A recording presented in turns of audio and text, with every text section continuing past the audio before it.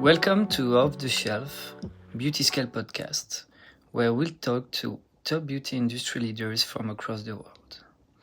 Today's guest is Bader Naji, Saudi Sillage CEO, who joins us to share his inspiring journey across niche perfumes, from being top decider at Altair to now leading one of the leading distributors in the Middle East, Saudi Sillage.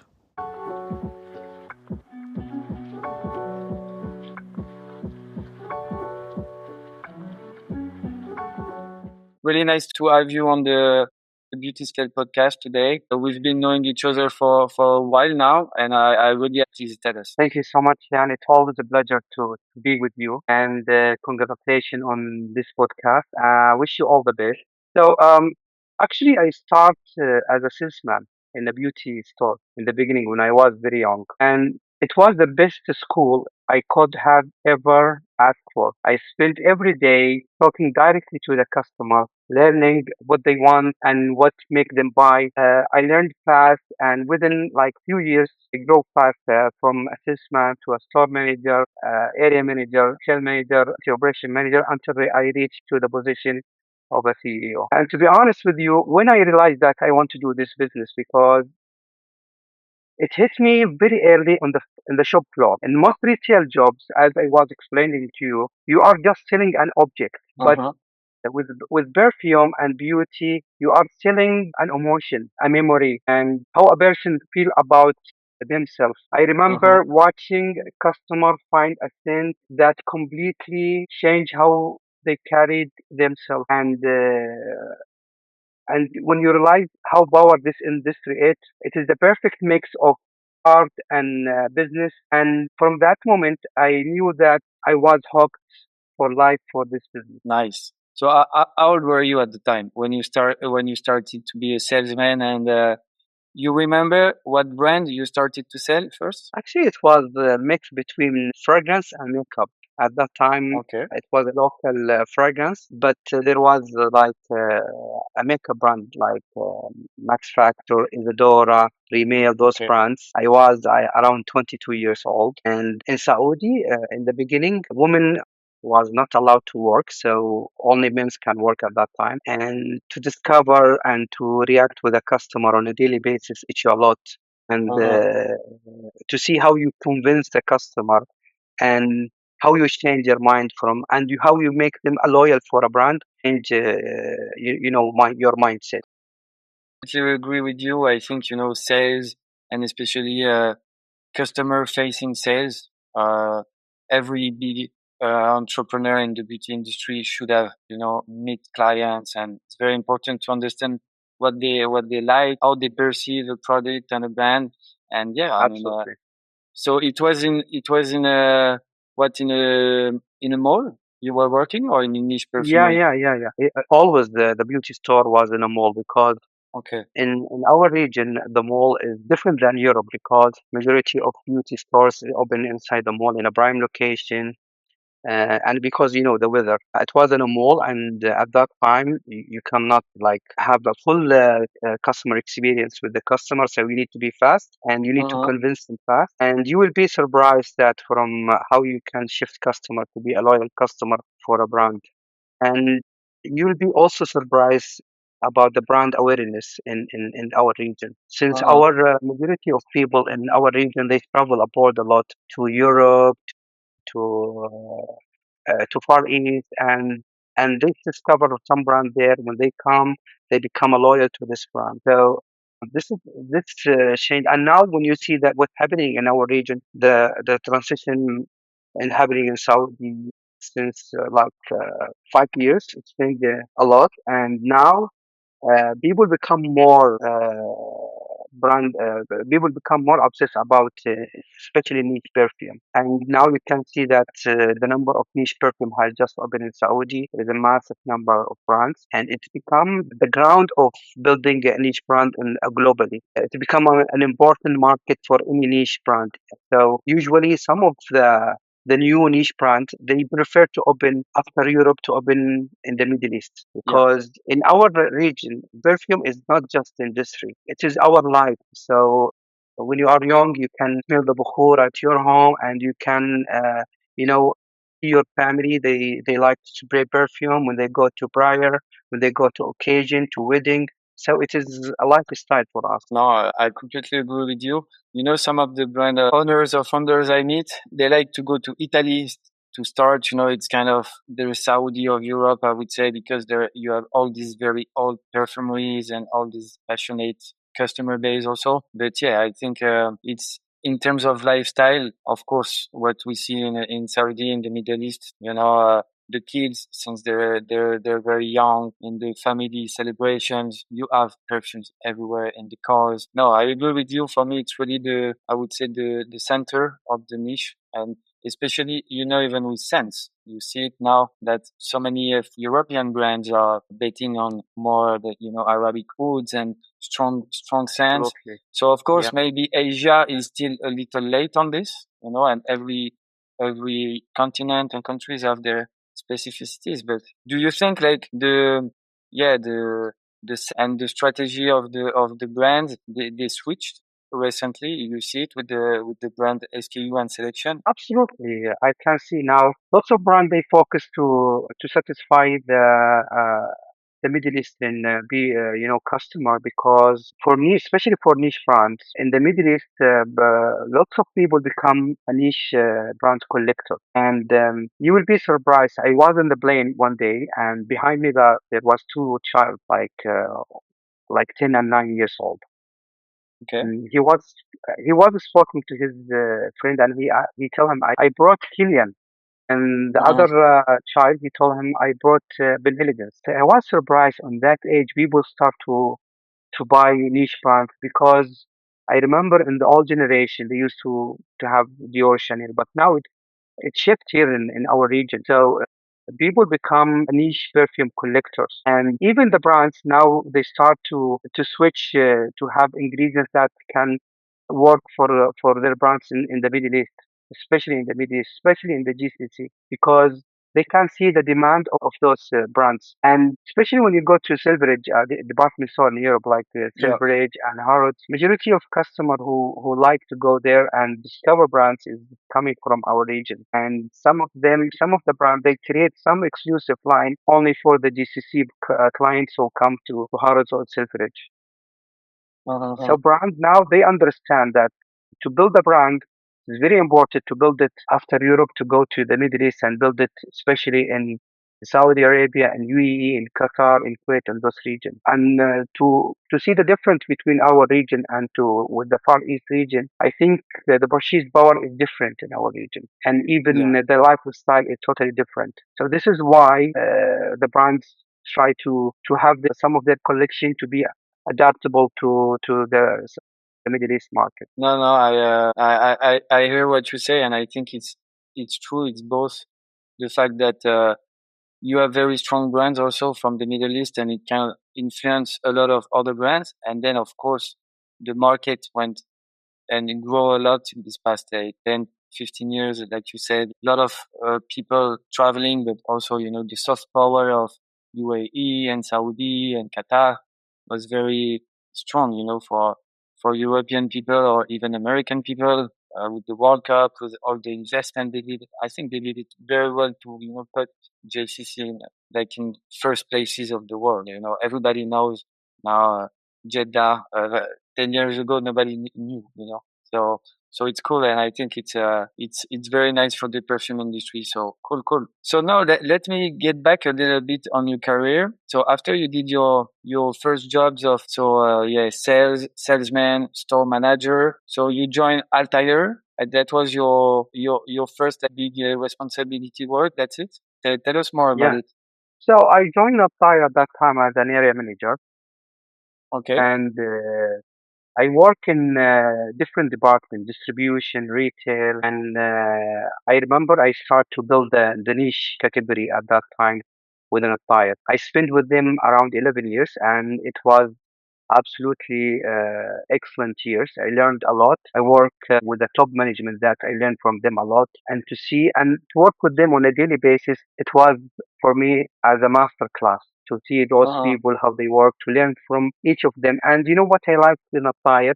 the diversity of people. So I work with multiple nationalities, and I work with people from Europe, people from Asia, people from the Middle East, people from America, and it was like a school for me. I spent 11 years, but I learned a lot. I grew a lot. I work with big brands. I build brands in the Saudi market with them, makeup brand, skincare brand, and niche brands as well. Nice. So yeah, 11 years old is a lot of for your career, I guess. And what do you remember? I would say the best achievement you've done there. So I remember the network was very important. That's what you said, learning about other people. But you remember like a specific brand launch or event or Absolutely, SKU, absolutely. something nice? Actually, yeah, I built a brand like Bobby Brown makeup. I Okay. built it in Saudi, and also I built heels. Yeah, and we start. I remember when we start to work with the niche brand. So I work with a big brands like Frederick Mall, by Nido, Diptyque, Life Christian, and to see how those brand has been grow in Saudi Arabia, and to see how the brand now in the region, you feel so proud that you Yeah. work from the beginning with those brand and build it in the region. No, So I guess. and to be honest with you, I think when I go to the malls and I saw those small brands and see the level they reach to, I said I feel proud of myself. To be honest with you, and I You feel can.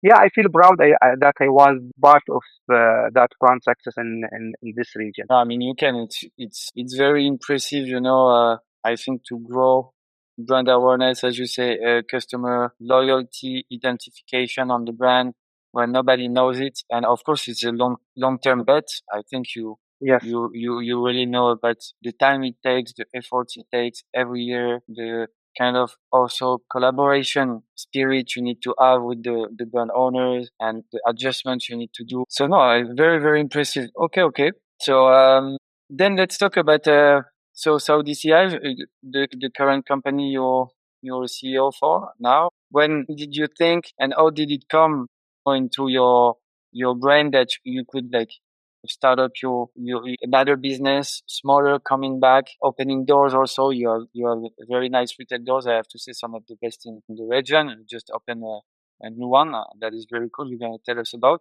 But yeah, how did you transition from okay, I'm in a big company.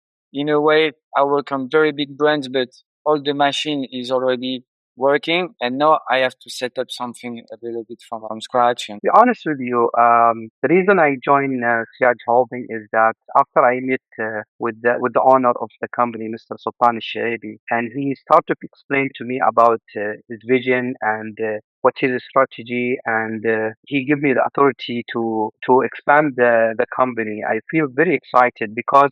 Look, when you work with the big companies, the problem with the big companies is that they handle things very slow. And to grow, you need lots of approval. There is lots of speed. procedure and the process and the speed. With the small cooperative, like the small companies, usually it is faster and you have a very small team and the decision can make in a few days. And also you can give focus for any brand. So, but with big companies, some brands they lost in translation. You know what I mean?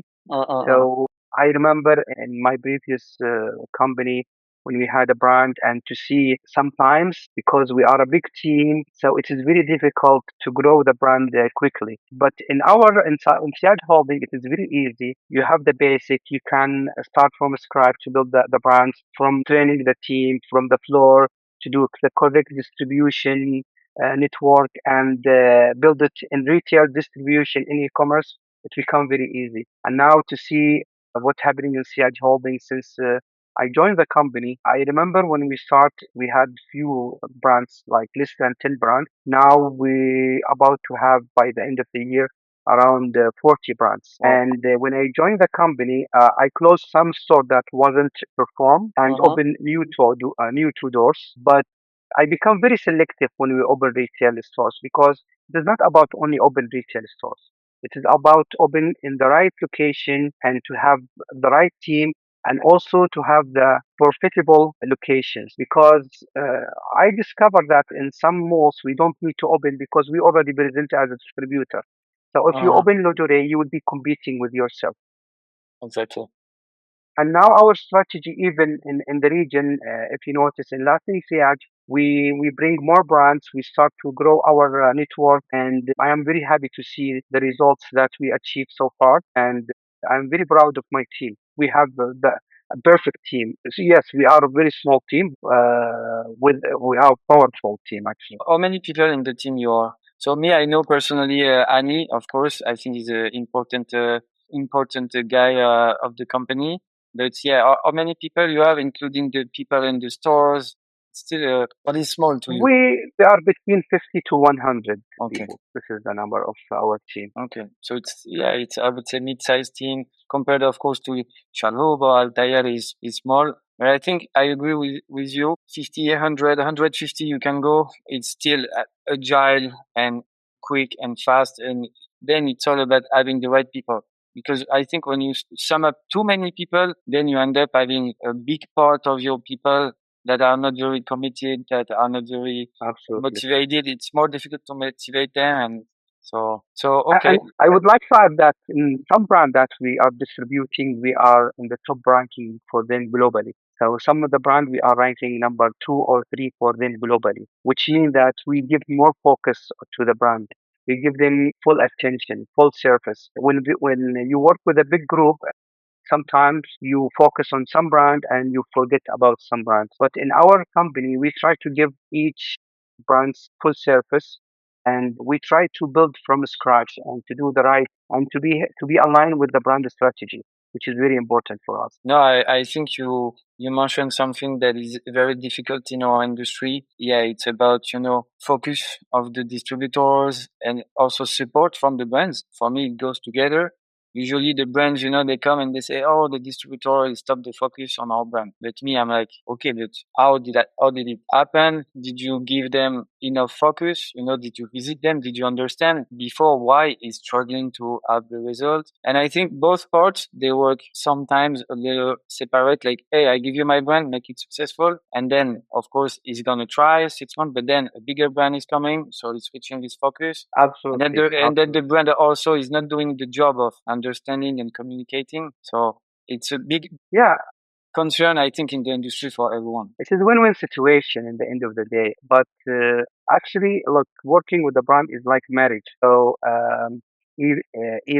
like either you will start as a honeymoon and everybody is happy, and after you finish the honeymoon, either you continue and be happy and work together. Nobody is perfect, even the brand, but we need to help and support each other. Some of the brand, they are very supportive when it's come to supporting the distributor. And some distributor, they are very supportive when they care about the brand. So they think this brand is my own brand. In the end of the day, when you work along with the brand and everybody is caring about the others, and you work with the brand in a way that I want you to grow and I want you to grow me. And our strategy in our company is that when we work with any brand, we try to give them 100% from our efforts, because we know this is our reputation. So when you work well with a brand, the brand will go and tell another brand, because our industry is very connected. So you know that brand and that brand know the brand. If you having your own brand in Europe and you want to distribute in Saudi Arabia, so you will ask your friend from another brand who you think is the best distributor in the region. So they will give you few names. You need to go to work with this distributor or this distributor. So for us, we care about our reputation. I completely agree. Reputation is key. Very It's a important. small industry, and it's, I would say, it takes a lot of time to build, and it can be in a way deteriorated very very quick by bad people. Sometimes it's part of the business, but eventually over the long term, I think it's still communication efforts. As you say, it's like a marriage. Nothing is going to be perfect. Absolutely. We all like work on idea at the beginning, but then you have to get to know each other. The market is going to change. New competitors are going to come with the brands, or the retail distribution can evolve. Now you see, I'm not sure in the region, but you see in Europe, TikTok shop coming hard on, and all the retailers like, being scared. You need to be a team. You need to to communicate well, and to work like towards the goals. I think at some point we cannot lie on this. People talk, and we know what the efforts are made by a brand or by a distributor. I think now, as we work together on a few brands, and everything I heard about you, about Annie, and about the company was always a very good reputation, and it's very nice. I think, and it's a reward, a reward that you cannot touch. That is the most important for me. Is I how am people happy to hear persevere. that.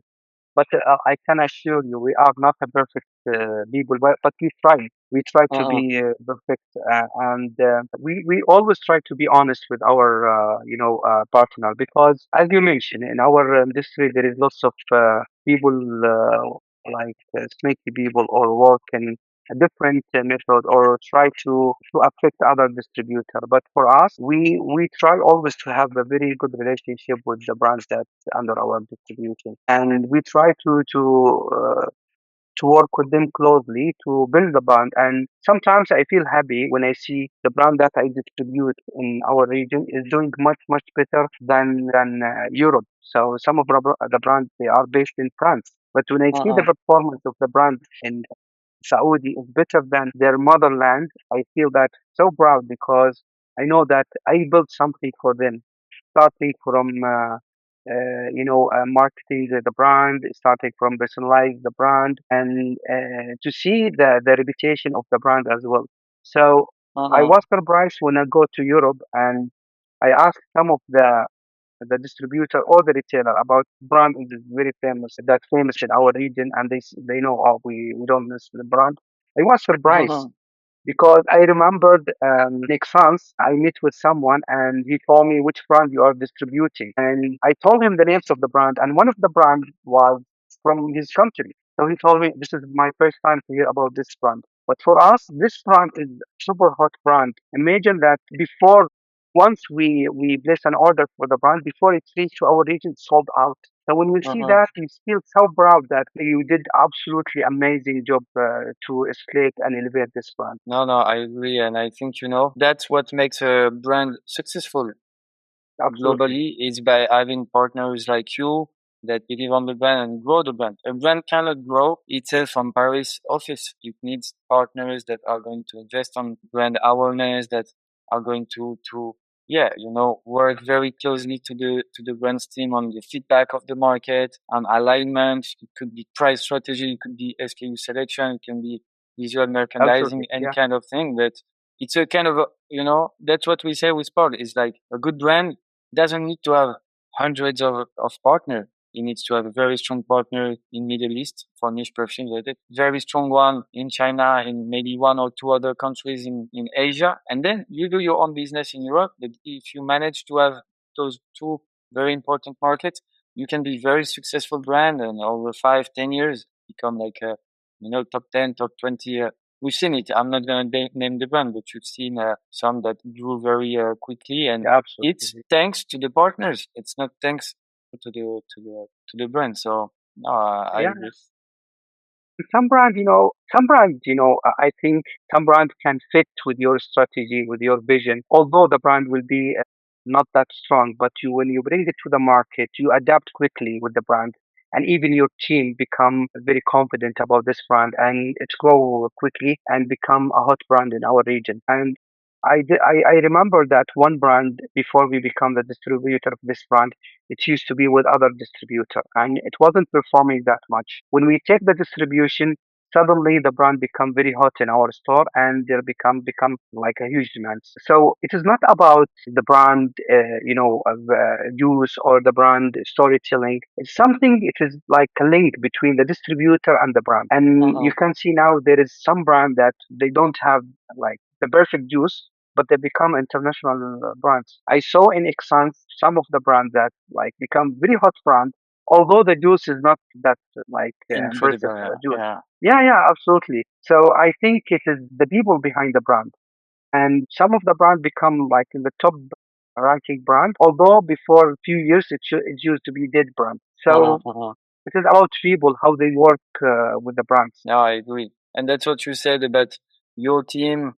I mean, I have also a big team. You have still a big team to manage. It's about, do they have the vision and the mission of what you're trying to build, and does it fit with the brand guys? I don't know how many brands you like analyze every year. Do you know? You're, assessing for like taking a new brand. I guess you receive a lot of requests all year. Do you know how Yeah, many yeah, brands they absolutely. send you? Yeah, yeah. Like today, we receive requests from three brands. But for me, the most important things about the brand is not the brand, it's about the people behind the brand. Exactly. Yeah. That's Absolutely. what I feel Because look, also. yeah, yeah. For me, it is about the people behind the brand. Because maybe the brand is very good, but the people behind the brand, they are not supportive. They don't give you what you need. Maybe they only care about purchase. They don't care about building the brand. They just want to collect cash. But some of the brand, when you see the people behind the brand who give you the support and they tell you, we want to build the brand together, and they give you the power, and they give you, they like when you have a bad days, they will come to you and they said, we understand that you are going through a tough time, so we will stick together and we will support you until you go through this. So for me, it is very important to see the people behind the brand, because in the end of the day, it is not about the brand, it's about the people for me. No, I agree. I agree. And as you said, you see it very well in like previous dead brands that new people are coming into the brands and they revive it. And then suddenly it goes like crazy. So of course, I think it's one of the most important thing, and especially you, because I think your selection process needs to be very, how can I say, selective and pro, because when you select a brand, usually you're kind, as you said, you're gonna marry with her. You have your own doors. You have a very strong reputation today, so everybody will know they're coming with you. And I mean, it should be difficult not to tell us a little bit. Or so we understand the human part of it. Okay, what other factors would make you pick a brand? You would say. I think storytelling, Okay. the brand strategy, as well the juice. So the juice is very important to fit to our market, because Uh some of the brands will be very European or citrus, and so I like the brand who understand our market, and huh. to have a very creative way to present their brand in our market. But when I go to Exans, as an example, I went to the exhibition, I saw all the brands. You can see some brands become very crazy, and they want to go super creative. So, Uh but when they go like extra creative, it doesn't change anything for them, because for us as a distributor, we have like the sense, like the sixth sense, that when you saw the brand, you know this brand will work. So you have this Okay. feeling that when you see this brand, oh, I know this brand will work, and you feel it. Okay. So when you touch the bottle and you see the packaging, and you smell the juice, and you see the guy or the lady who present this brand to you, you can feel it at that time. Oh, this brand will work in our region, or this will not work to our region. I remember I had a meeting with a brand in Exans, and the bottle was super luxury. The packaging was very nice. The person behind the brand didn't convince me to take the brand, because Okay. I feel that he want to sell me something. He don't want to convince me. He want to sell me something. So for me, I Uh told him, I don't think this your brand will work in our region. Although the bottle was amazing, the juice was amazing, and even the packaging. Okay, we're not gonna name the No, brand, no, but no, no names, no if you names. recognize itself, change your salesman. No, I'm kidding. We I'm don't want to joking. make any brand Exactly. unhappy. No, But there I is think lots of brands. Yeah, but I can see that there is lots of brands become like very successful in the globally from our region, and you will be surprised that you see some of the brands that have been established before few years and now become like super hot brand. And Yeah. also there's some brands that wasn't performing well and being delisted from a different region, and now they relaunch the brand and they become a very hot brand. So yeah, yeah. So in our market, I think it is very difficult to predict which brand become a very hot Yeah. brand.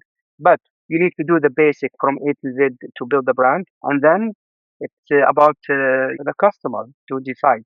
Yeah, I agree. No, that's how I feel our business with Paul. For a long time, we were convinced that we had this sixth sense and everything, but because we're working with so many countries, at the end, it's really the markets know way better than me. And sometimes I believe in Absolutely. the guy, I believe in the team, I believe in the branding, but the market is not responding well, because their prices, it's sometimes just one element. We talk about branding, storytelling, quality of product, vision of the founder and efforts and everything. But sometimes one thing, price not well, and or you said the demand is switching. That's something I wanted Absolutely. to ask you about. Yeah, the demand in the region in terms of size. Let's say I'm a very new brand. What should I have like as perfect? I would say basics. So of course we say strong juices adapted to the region, creativity. So in terms of packaging, you were talking more. It's an object. We understand it. We have collectors there, and we want to have like everybody has its own collection. I can see one behind you. We're going to talk about your personal collection later, but yeah, I mean, what do you think about pricing strategy, sizes? Do you have a few tips you could give Look, to the brand owners? in our region, only 100 ml works. Like 50 ml is not, there is no high demand, even to 30 ml. Okay, In terms of bottle, I think I noticed that brands who have simple bottle, there is no more or like massive changes in the bottle or to be extra creative. It work well. In terms of packaging, I think again it should be simple, nothing to be like extra okay. creative. But you will be surprised for some brand that they have simple like bottle or package, and they are become very hot brand in our region. So Yeah, I think we've talked about one brand, you and me. We're not gonna name also, but yeah, that and when you we're see trying to when you get, and see it's very simple at the end. It's very simple, yeah, it is very simple. Like there is, I know some lots of brand that, and sometimes people look for luxury. So some luxury brand that in the region it works very well because there is a customer for this type of luxury. We still have people who want to be more exclusive and they want something luxurious, and that also because our country is a country of gifting. Some Uh, customer they prefer to have like a beautiful package to give it to their lovers, for like wedding or birthday. birthdays, yeah. Yeah, but again, like also the marketing in our region and the digital marketing is very important. We have lots of people now start to be influencers and they Yeah. become talking about brands, and you will discover people become to do coverage in social media, Snapchat and TikTok, and start to be an influencer and talk about the brands. And you will be surprised that even the normal customer now they become a collector. So everybody in his room will have a small cabinet, and he will start to collect the niche brands, Yeah. and he will start to talk about it to his friend, and even some of them they try to become influencer in our region. Yeah, no, I agree, and we see it a lot in Europe now. My family. So me, I'm in the beauty business for a long time, but I've been doing skincare for a lot. So perfume came a little later, and if I talk like to my sister, to my parents, they don't know any niche brand yet. So Oh, really? when you see still, and I'm talking about the big guys, even the top 10 of the niche brands, they don't know about it. So you see the depth of the market, because now the younger generations, of course they are way more interested. I took like my little niece, she's like 12 years old, and we went to do like a perfume tour. I was showing her a few perfumeries in Spain, and we were smelling. I tried to educate, and now she has a small collection, And I think the commercial brands, the designers brand in France, they were so powerful that it kind of make it more difficult for niche to appear. But now it's changing, and it's also thanks, as you said, to a lot of influencers. They're passionate. They explain the art, because those people, those kids, they're on the phone all day. So they need to be Absolutely. educated, about you is different in your region because it's more lifestyle, more cultural. In Europe, you see and in the US also, you see that the social medias are very important to educate the arts and the passion about the perfume. So it's cool. And okay. So as of today, how do you deal with those influencers? You started to work with some of them to build the awareness of some of the brands you on board, or is it still Actually, sometimes you don't need to deal because they will do it. Because if you have okay? a very like hot brand, they like They will to do it talk about anyway. brands. Yeah. But how we can do it sometimes whenever we have events for any brand, we invite them.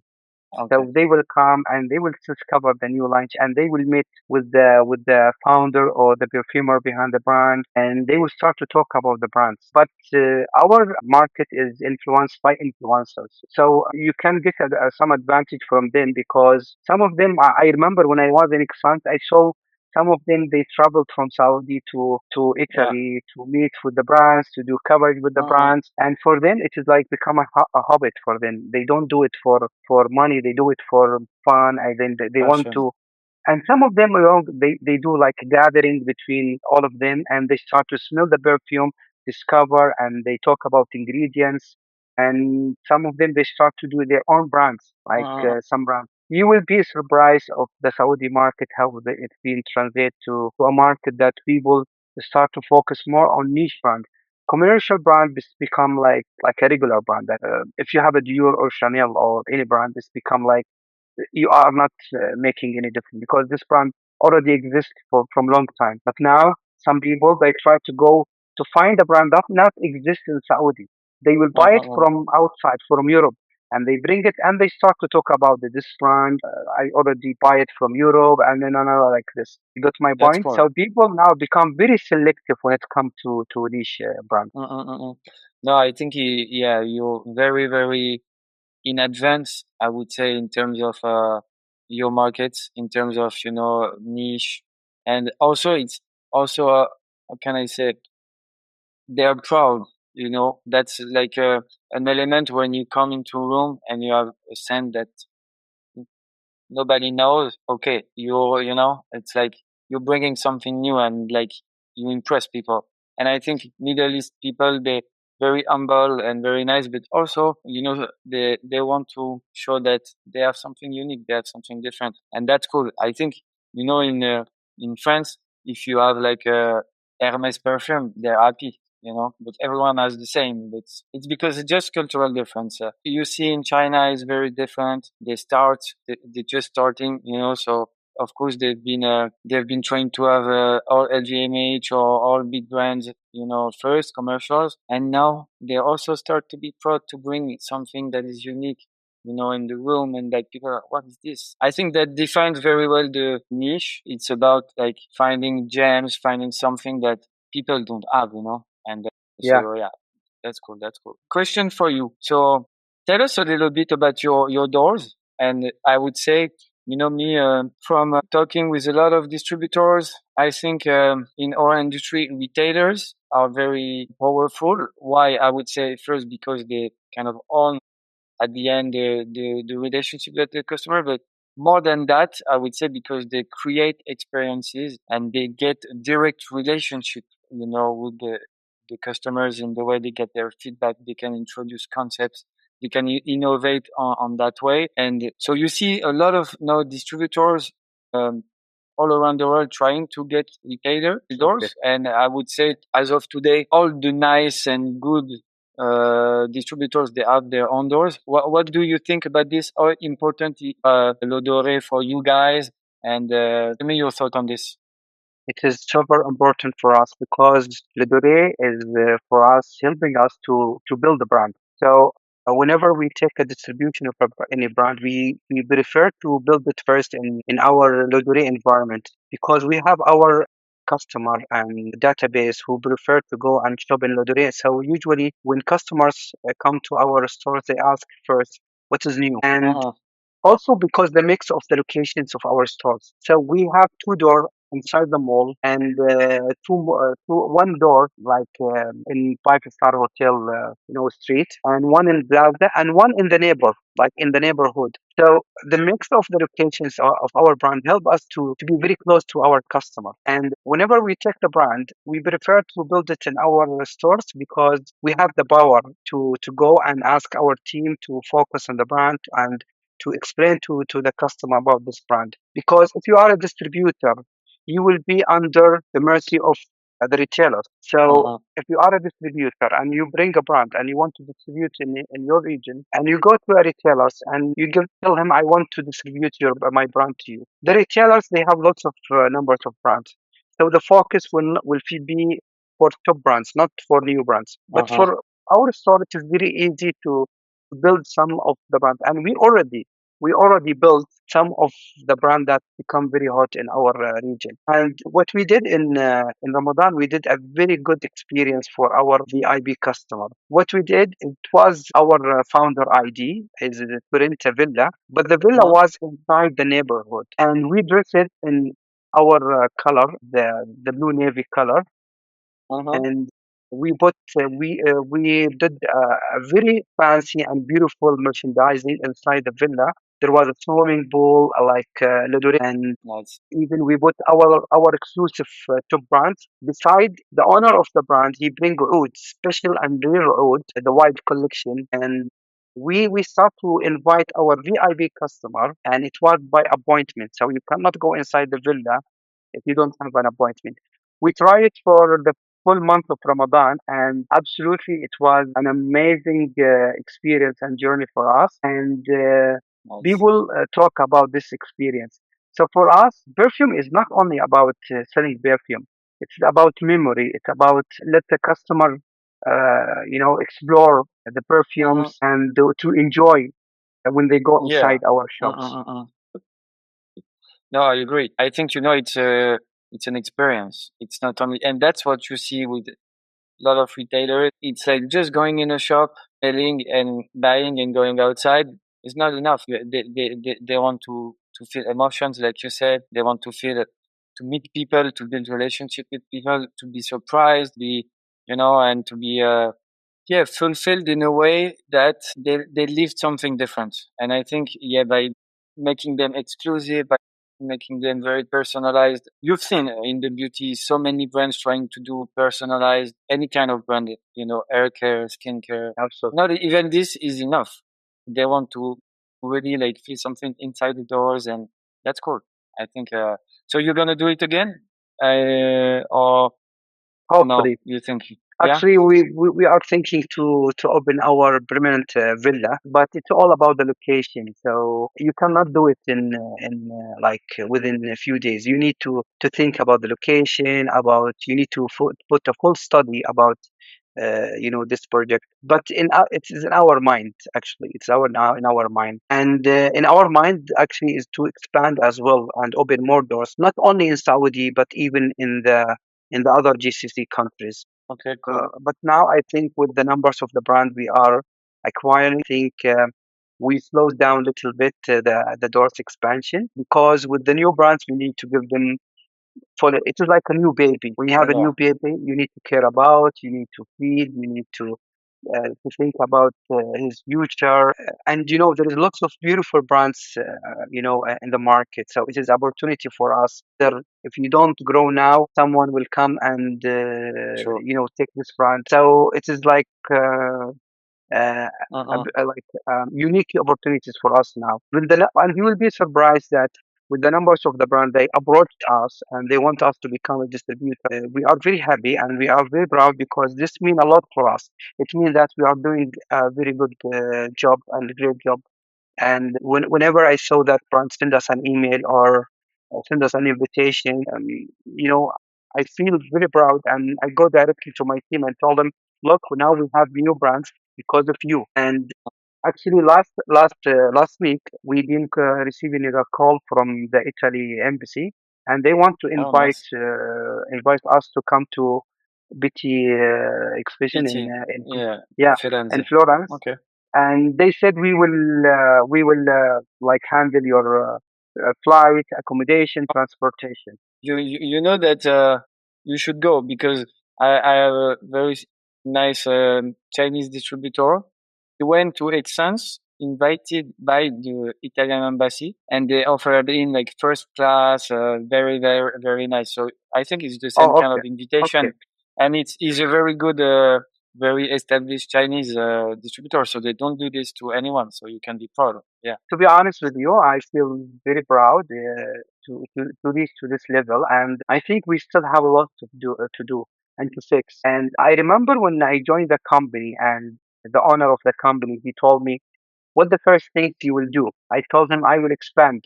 He said, "Oh, but we have some of the problem." I said, "Never mind. We will expand and we can do it. So don't care about the obstacle that be in front of you. Just keep moving because with what's happening in the world, you need just to adapt yourself and to be flexible. And sometimes you need to change your plan. Yeah. So some of the brands, we agree with them that we will launch this year. But because what's happening in our region, we decide that we will move it to the beginning of next year. So you need to adapt yourself of what's happening in the world. You don't need to close your door for any opportunity. You should have your I doors agree. all open. Yeah. I agree, and I think when I started my career, they were telling us, yeah, if you don't grow, you die, and I was like, I didn't understand this. I was like, no, but you can have a business stable, but eventually, with the years coming, I understood, yeah, if you don't grow, you die because you have problems. You're gonna have problems anyway if you stay normal or if you grow. At least if you grow, you're gonna have opportunities too. And if you stop growing, only gonna have to manage problems. And problems they happen all the time anyway, so And there is lots of examples in our region of a distributor used to be a massive yeah. distribution company, and suddenly they disappeared because they didn't grow and they didn't understand when they should adapt and what's happening in the business. So they Which one was continue it? to do. I cannot name. I No, we cannot don't give not name. we don't name other. You see, No, that's no, why no, no. no, that's why I'm doing this podcast with Paul and the whole team, because there's like we cannot say yet, but maybe in a few years we can say.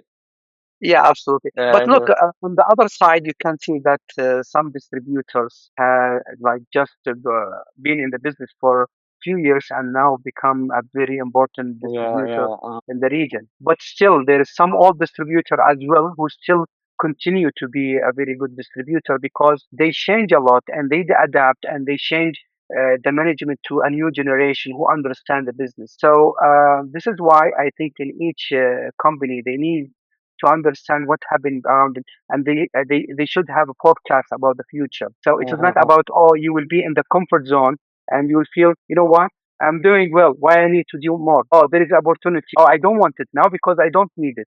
It doesn't mean that you are comfortable, you don't need to expand. Sometimes expand will protect you from losing something. exactly.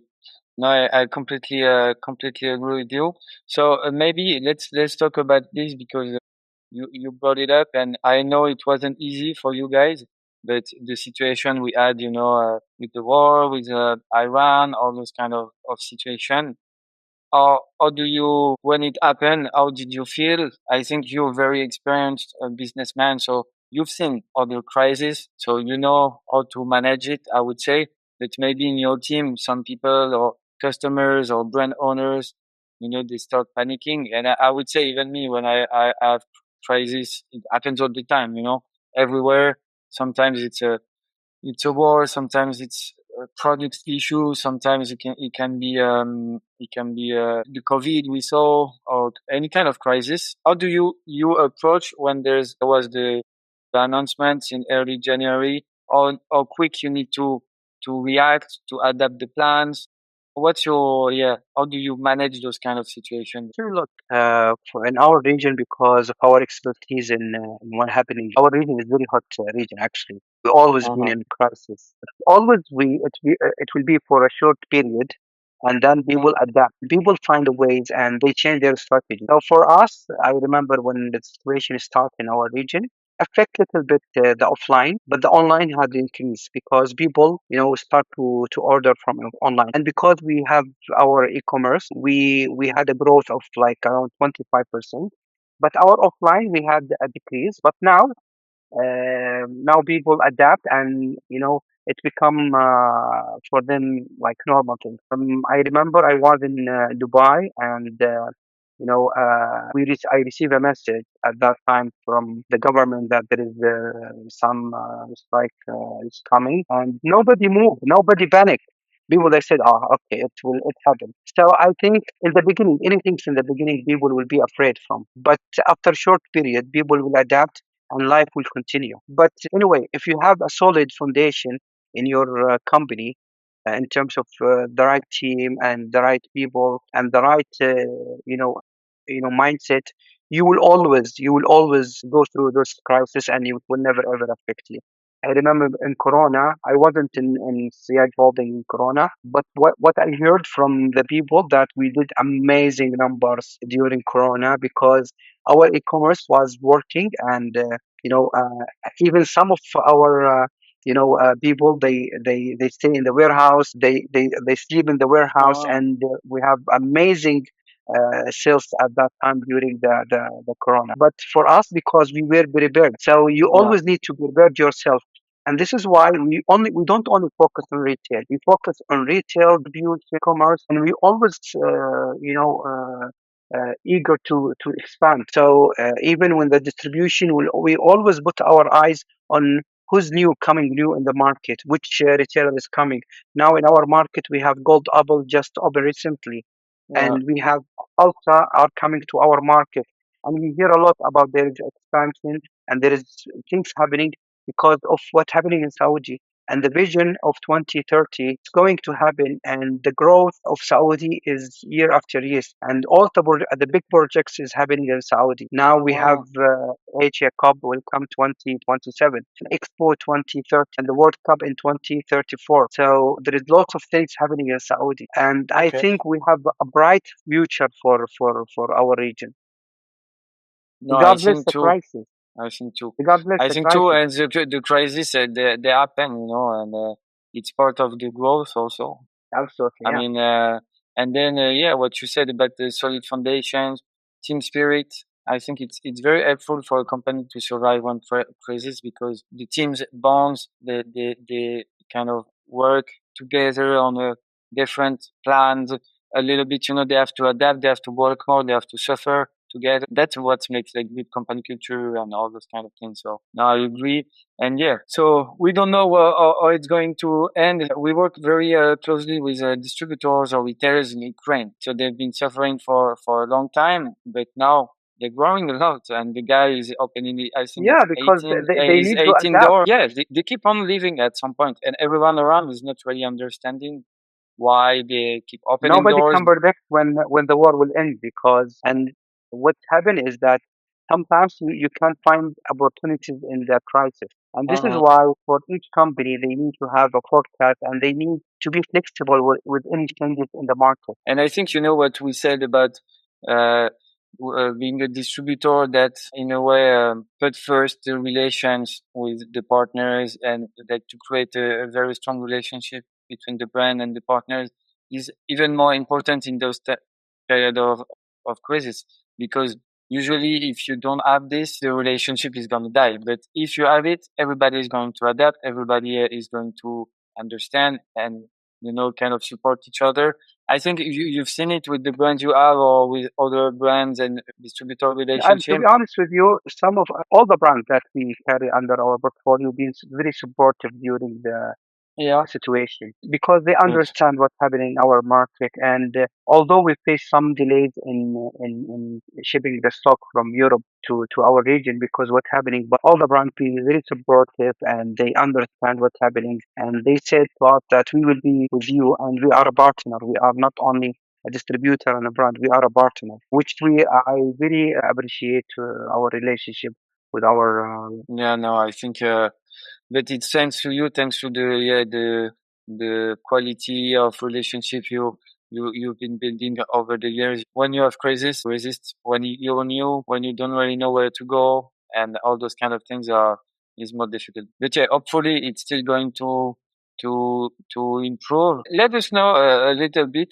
because I think many people don't know about the dynamics of the regions. So for, I would say, the war kind of changed a little bit this. It was a lot of focus on UAE, a lot with the expatriates, the big tourism. And now Saudi is kind of, everybody is talking more about Saudi because it's local population all the time. Can you maybe even without the war, but talk to us a little bit about those different countries, and then Qatar, Bahrain. How do you see for a brand to be successful? Usually, where do you start? You start by Saudi, then UAE. Yeah, tell us a little bit what you know Look, about those different countries and regions. whenever we take a brand on a regional level, we usually start with the biggest market, Saudi and UAE, to Okay. establish brand from there. And after that, we go to Qatar and Kuwait, then Okay. Bahrain and Oman. Because many factors. I think Saudi is the biggest market because in Saudi we rely on the local, and Mm-hmm. in Dubai we rely on the tourism. True. Qatar, again, we rely on the local, but again, Qatar is a small market because the population. But in Saudi, we have a high population compared to other GCC countries. Again, is a small market, but the purchasing power there is very high. Bahrain is very, it always become the first number three beside Oman because the purchasing power. But what we like always, and also in terms of retailers, majority of retailers are based either in Saudi and Mm-hmm. in Dubai and UAE. Qatar, the opportunities is not that much because you have very selective retailers, and although they have some of the biggest department stores like Harf Nichols and Gorilla Fake and department. Again, Saudi and UAE is our important market in our region. We start with those regions, and once we complete the distribution and building the brand, then we go and build it to other markets. No, okay, very interesting. I think on that we have a concept that maybe we can explain for the people that don't know is about the master distribution, and then how Yes. you supporting each other with other sub distributor, and I think it's cool because you see a lot of partnership between distributors that you don't really see in other regions. Usually they fight between each other. So where in JCC you see that you have solidarity, of team effort, also among the countries. So maybe can you explain us here how how it's working, this master distribution and then kind of sub distribution by country? So for us, we have our own company based on Dubai called Lasting Sillage, which is Uh-huh. part of Sillage Holding. So usually, when we take a brand as a master, because some of the brands they just want to give one distributor and who can cover the entire region, and he can do the full distribution rather than because they don't have the established structure to do it country by country. So for them, it depends first on the brand. Some of the big brand they prefer to give it by country because they have the facilities to serve each country differently. But for some brand, they prefer to give it for one distributor as a master distributor. Then from there, he can work with a sub distributor in each region. So this is why the owner of our company he opened the company in Dubai called Lasting Siyad, where we take the brands that we agree to take it on a regional level. Then we bring the stock to Dubai, and from Dubai we distribute to the entire region. Starting from Saudi, it will be distributed to. We will be the sub distributor for them as a Saudi Siyaj. Then we have some partner in Dubai and Qatar. I mean, in Bahrain, in Oman, in Kuwait, in Jordan, in Iraq, and the country that we already signed a sub-distributor with. So this become more easier for some brands rather than work with different distributor to work with one distributor who can serve the region for them in a very good way. But some of the brands they don't agree on the regional level because they have the capacity to serve To each. manage.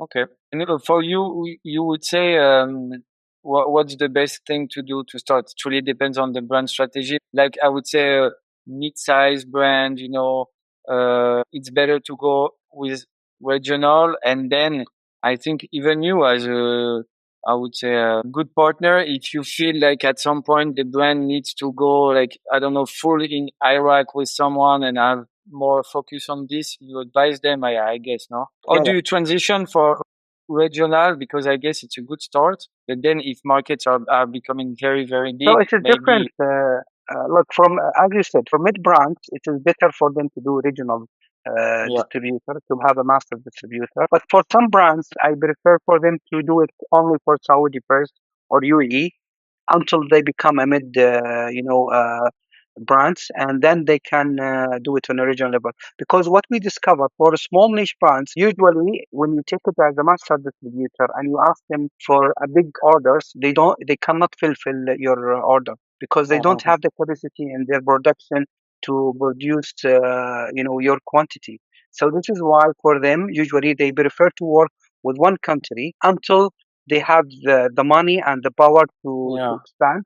Then from there they go to a regional level. But for big brands, usually they will either work with one distributor for each country or they will work direct to retail. So they will yeah. tell you, we will open our office in Saudi or we open our office in Dubai, but you will want you to do for us service provider or joint venture or any kind of deal for them because they don't need a distributor actually. They can go directly to the retailer, they Yeah. can do the deal, and they can expand easily because they Hire have the power. people, salespeople, but Yeah, maybe yeah, they rely on you on the logistics, the importation, absolutely. and The sometimes the sales, logistics the marketing.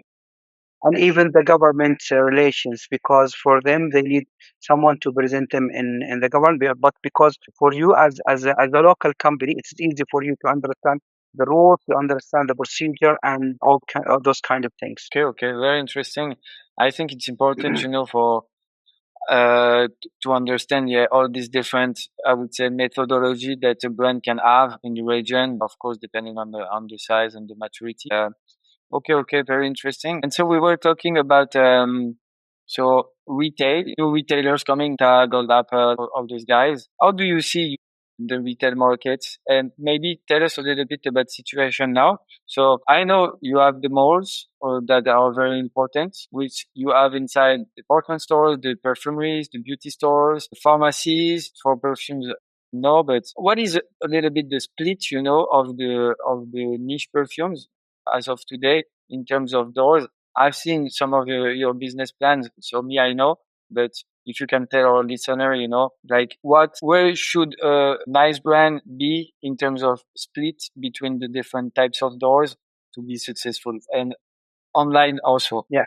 So for us, when it comes to niche brand, it's very selective because we only have one department store in Saudi.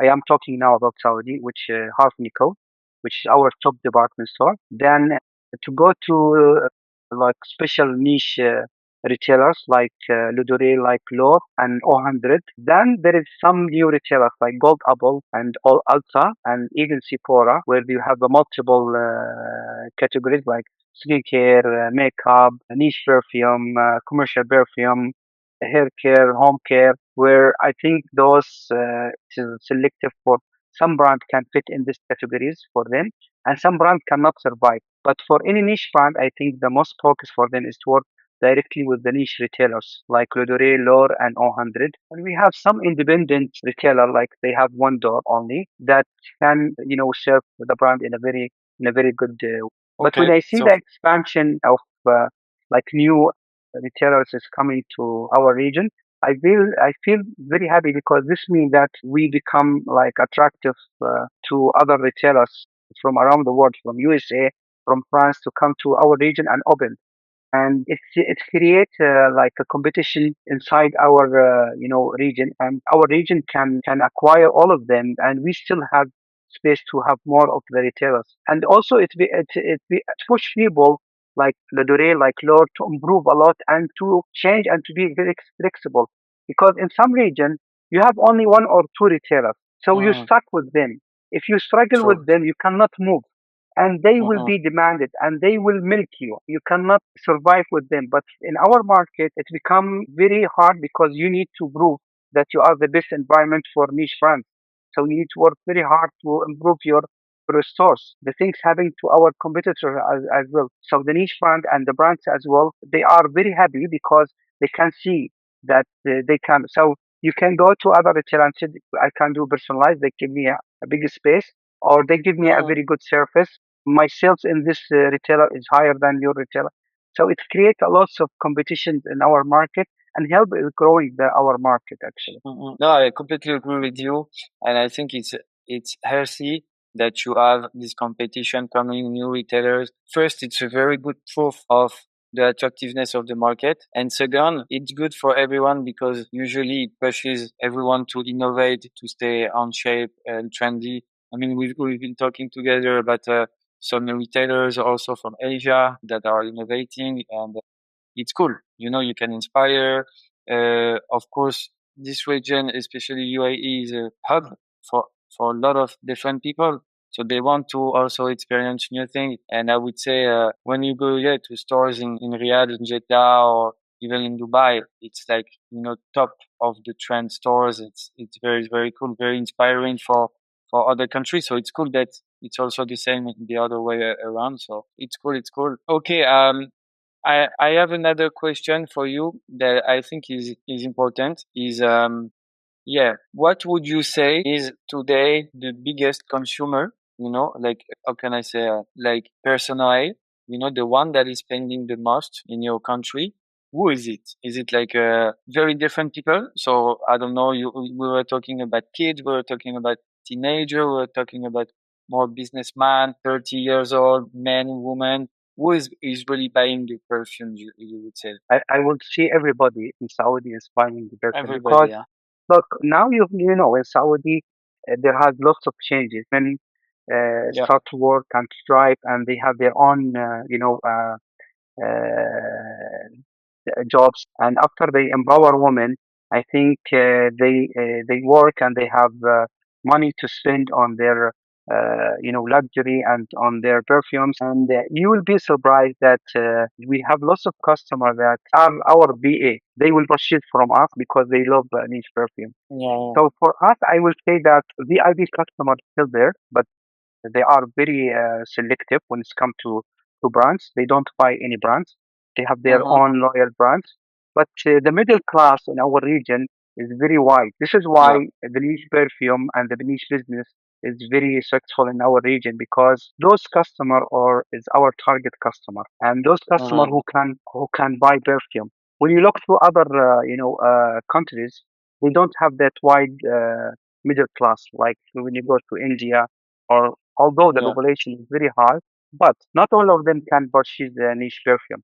But in our region, even the people who work in the mall, they can afford to buy niche perfume, which is for us, I think you will be surprised because we have lots of loyal customers for niche perfume. And I can see that our market is changed year after year because before woman she can ask her parents or her husband to give her money so she can go and buy from the stores. Now she got her own money so she can spend it on shopping on perfume brands and luxury items that she can take for her. Yeah. I mean, it's a big change, for sure, and it's cool. I think it's one of the country where niche perfumes is so anchored in people that everybody is buying. I'm telling you, when I say to my mom, "Do you know Francis Jean?"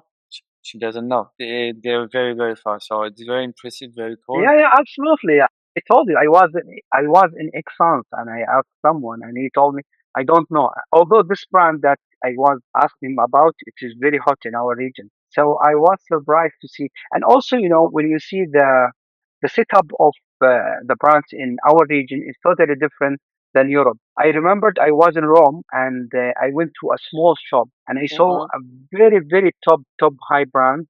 It was in one shelf. But this brand, when Okay. you come to our region, it is in a huge It's shopping like shop. yeah. This is like a room or like it is big, it's huge. This is why I think the brand has been established in our region probably from the beginning, Uh-huh. not from now. And the brand, when they come to our region, they become more demand. So they want big space. They want personalized. They want to be in the prime location. Some of the brand, when you go to Europe, is not exist in some small doors. But when they Yeah. come to our region, they want to be competitive. They want to be beside those top brands. So Uh-huh. I was surprised, to be honest with you, in the beginning because I said I remember one of the brands. She was the director of the brand. She was insisting for us to have like 5 meter wall units, which is a huge. Uh-huh. Yeah. So we already give her what she need in one retail store. So when I went to Europe and I saw her brand in one shelf, I take picture, I sent it to her. I said, "Why are you asking us for a huge space?" She said, "Actually, in GCC we take always the big space." And you know what she told me? She told me, "Look, when you go to France and you book a hotel, usually the room will be very small. When you come to Saudi or Dubai, it will be massive. It will be Mm-mm. massive because we have Yeah. a big space and we have a big Mm-mm. Yeah, I think, Europe is so, how can I say, busy, and the stores are so limited in space that it very different. But I think it's what it's cool, looking at different experiences, different setup between the regions. I know you like to travel a lot, so that's what we like, when we shop in other countries, is to see the difference of absolutely. experience. Now we were talking about experience, so it starts from the space, but also all the people talk to you. In some countries, they don't even come to talk to you. They let you choose and pick, and they're very, like, how can I say, not shy, but respectful of you. In other countries, they come, they try to sell you. They very sell. So it really depends. That's what it's called, about our industry, is that it's very global, and okay. But no, I think, Bader, last questions for me, because you've been sharing a lot already, and I really thank you. I don't want to take too much of your time today. We're gonna do another one in Cannes with nice setup, and Absolutely. I cannot it wait would to be meet you cool. in Cannes.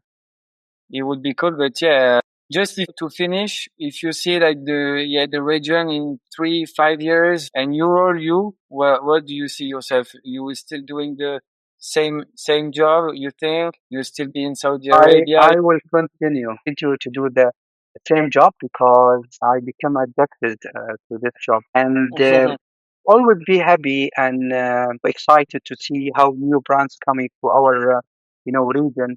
And also, I think I would like always to rebuild or build new brands in our region. So after 3 years, I see that Siage Holding will be one of the top distribution and retail companies in the region. In terms of our region, I think all the expansion globally will happen in our region because when you see, I think Europe already like slowed down, nothing new happening in Europe. I think in Asia the same, but in our region we're still growing with the True. new projects coming to our region and the vision of of Saudi Arabia. I think we still have a lot to do and there is lots of expansion. So Uh-uh. after 3 years, I think we would have minimum of between 50 to 60 brand as a distributor, and maybe at that time we have around 10 doors. So Cool. we hope so. I hope We hope so. I hope for you too. And I think, you're a very positive person. That's why I really like working with you. We hope that everything is going to be nice for your company, your team. Very looking forward to meet you again. So we tried this week in Paris, but we can't. We keep it for later. I hope you're gonna have a great summer. I think we have a few brands to launch in the Absolutely. September now. So Yeah, we we are try to super rest busy. now. We Yeah, try to enjoy the summer, and we're very looking forward to meet you and Annie also. We missed Annie in Excellence. Yeah, are you guys going to PT or no? No, you gonna go I might maybe? go. I might go alone. I might go alone. Yeah. So it is depend because it is very close to Cannes. So I think if I am busy at that time, maybe I will pass and they will go for Cannes because Cannes is very important to meet all our friends from around the world and to see what is Uh-uh. new. It is like our biggest, moments, Cannes, and I Yeah. cannot.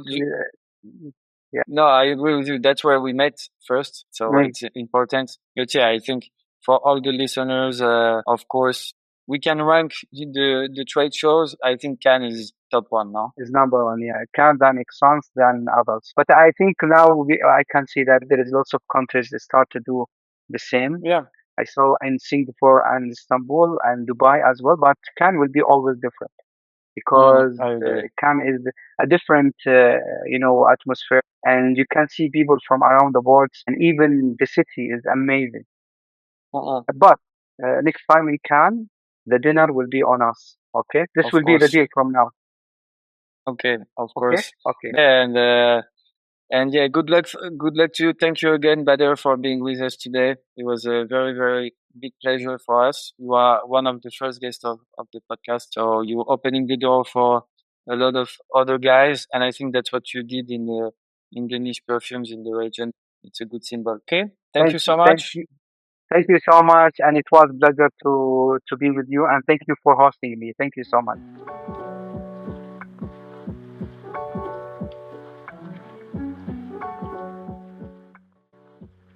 And thank you for listening to Off the Shelf, the BeautyScale podcast. Don't forget to subscribe on Spotify and YouTube so you can always catch the latest conversations that are shaping the global beauty industry. Until next time, thank you for listening.